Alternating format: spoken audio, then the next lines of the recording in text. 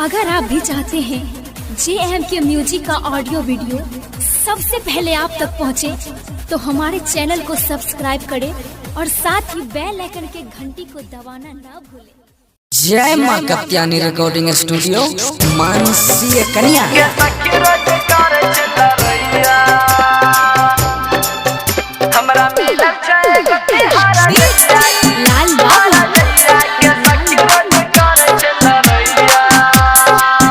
हमरा मिलल छै गोतनी हारा जइया के सखी रोज कर चल रहिया।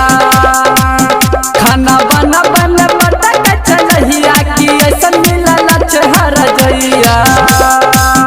हमरा मिलल छै गोतनी हारा जइया के सखी रोज कर चल रहिया।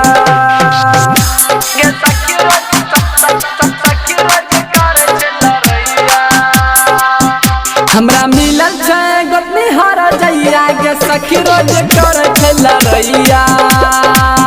खाना बना बने पटक चलहिया कि ऐसन मिलल छै हारा जइया। हमरा मिलल छै गोतनी हारा जइया के सखी रोज कर चल रहिया।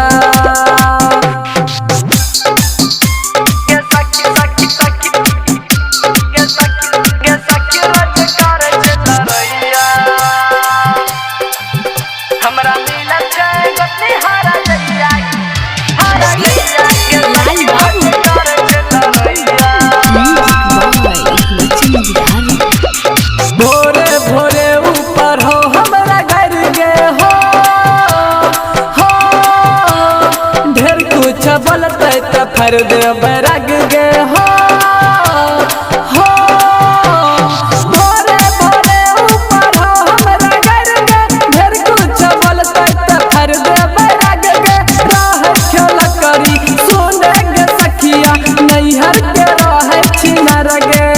हमरा मिलल छो गोतनी हारा जइया के सखी रोज कर चल रहिया। खाना बना बना पटक चलहिया कि ऐसन मिलल छो हारा जइया।